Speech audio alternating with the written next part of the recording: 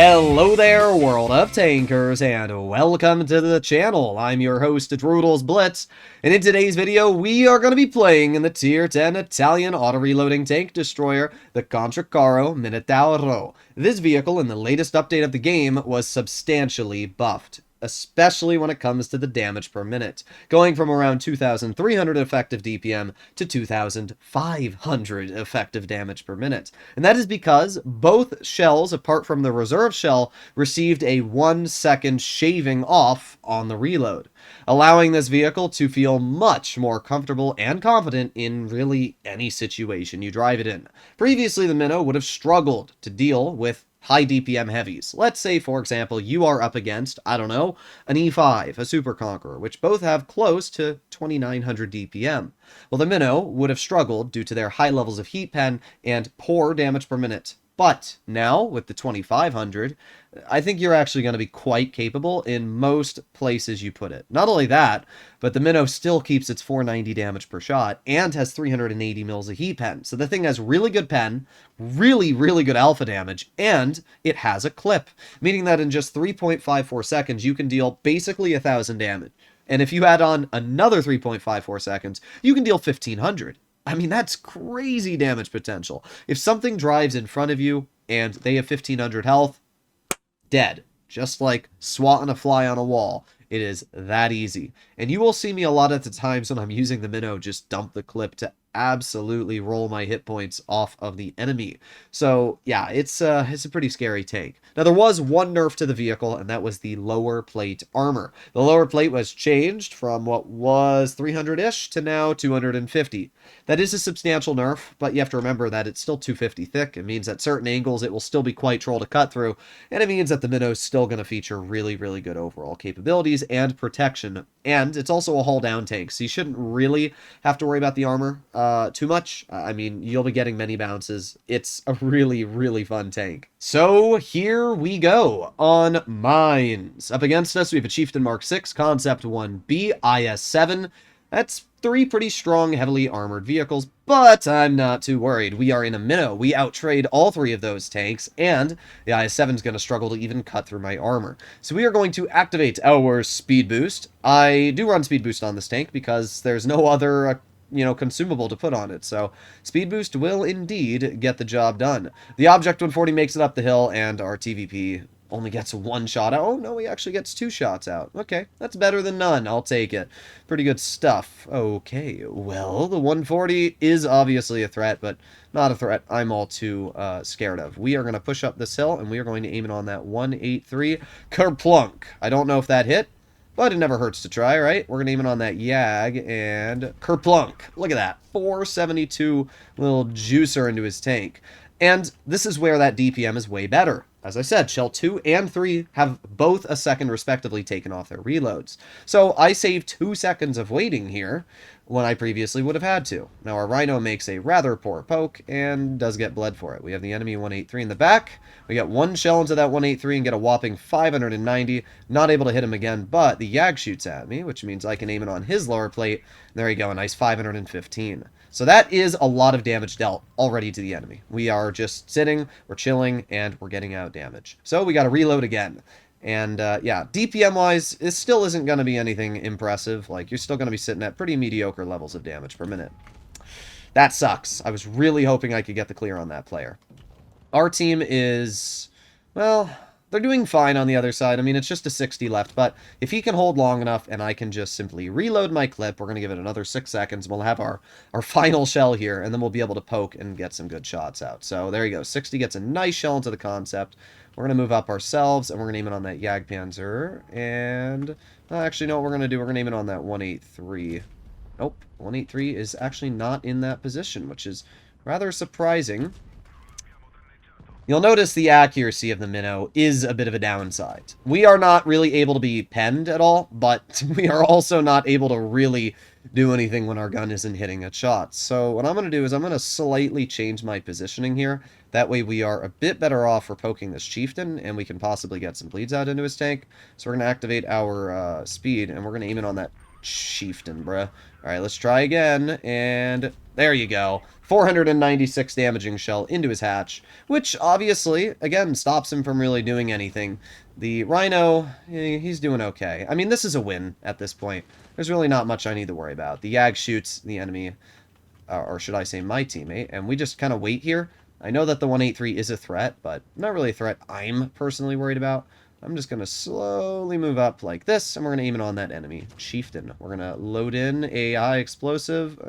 We'll just fire standard. I was going to load in HE, but I don't really see a reason to. We get 2 easy shots into the chieftain, and this is where that really good frontal protection. He's like, I don't know where to go. I don't know where to aim.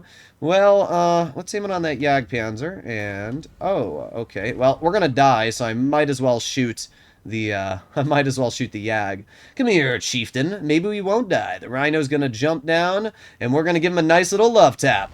Well, we didn't actually get any damage, but we did fine this game. The only reason we even lost health was because our team sucked at killing that 183. But that's not really my problem. We did fine. We lived, and we did over 3,000 damage. And that's really the only criteria I have for having fun. So here you go, 3,800. We didn't block too much, but we also didn't really get shot much until we drove out into the open.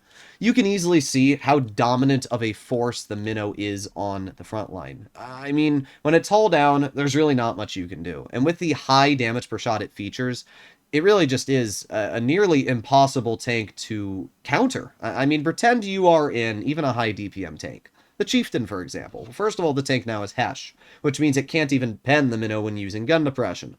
But even if you do pen a Hesh shell, which does 470, this tank can slap you back for 490. And not only that, but if it tracks you in 3.5 seconds, it'll do another 490. And then it just backs in the cover. La-da-dee, la-da-do, la-da, you lost a lot of health.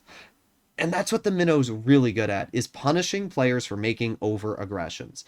I can easily say that this is one of the strongest tier 10s in the game right now, because it finally doesn't even suffer on DPM. Damage per minute has always been the limiting factor of this vehicle. With only 2,200 previously, especially when you ate into your clip, it really made it hard to carry in late game situations. But now, early game, you're able to put out more damage, making the late game a lot better. And even if you are in a late game situation, you actually have effective DPM, meaning that really in all types of scenarios, the Minnow is just flat more effective. I'll trade a lot of lower plate armor if I can gain DPM. That's just a hella win. Look at that, another really good map for using our gun depression. We arrive on Dead Rail, and Dead Rail it's an okay map. I hate it. I lied. This is my least favorite map in the game. The problem with Dead Rail is just the tank destroyers. They have a Yag and a Grill, and if they play their tanks properly, they will absolutely annihilate me from distance, which kind of sucks. Alright, let's see what we can do here. Well, we got our speed boost activated, and we are slowly driving up. I really like this camo, by the way. This looks absolutely sick. I like it a lot better than the other camo that is available on the tank. This one, obviously, I modded, but still, pretty sweet. So we have the E100. He shoots at me. I literally cannot tell what I'm looking at here, but there you go. I could make up the outline, but obviously, that's a bit of a bug with the mods I have. Now, notice how I'm getting hit by high explosive.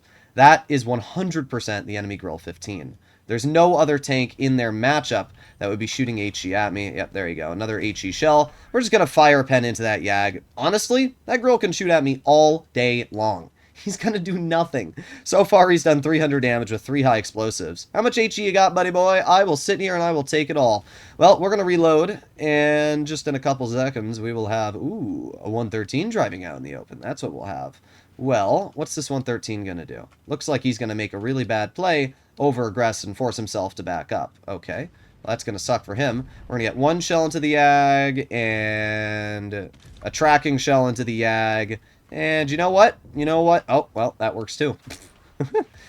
Obviously, that Grill still has an absolute rage boner for me, and I don't know. Bro just can't get enough of my tank, I guess. He's really trying to just shoot me all day long. I really don't care, though. We're going to aim it on the Ball Chatillon. There you go. Nice 502 shell. And that brings the Bat Chat down to a 1-shot for us. Not only that, but we are pretty easily winning this game. So let's move up this hill now. Now that this little stinker in the back has been spotted, I don't think it's going to be as fun for him. We're going to aim it on his vehicle. We're going to load in a standard shell. Aw, darn. Did I pen you? Womp womp. Alright, well, let's reload again. We got the grill exposed and in the open, and we're going to aim it on the grill. We're going to wait for our second shell, though, and womp womp. There you go. Pretty easy shots into that grill, and we're up to 4,000 damage already. We still have 2 full health tanks, a camping 5041, and a Jagdpanzer. So, really, this should be pretty easy stuff. You can see why I think the Minnow, and not think, why I know the Minnow is such an effective vehicle. Because you just dominate ridgelines with that alpha damage. Nothing can really counter you. And, I mean, sure, the aiming time isn't good, but it's fine to get out some bonks into your opponents. That sucks. Well, we got the standard B in front, and there you go. 506 into his tank. I mean, sure, I dumped my clip, and now I have a 20-second reload, but I don't really care. We're already up to 5,000 damage. How much more do I really need this game? This was such an easy 5,000 damage game as well. I barely put in any effort, and yeah, like the bat chat's ever going to pen me frontally. But this is why the Minnow's so good. Like, it really is a solid 10 out of 10 tank, and I really don't think anybody can disagree with that. So, our 60... Oh, he got shot? Bruh! How do you mess it up, Nala? That's a skill issue.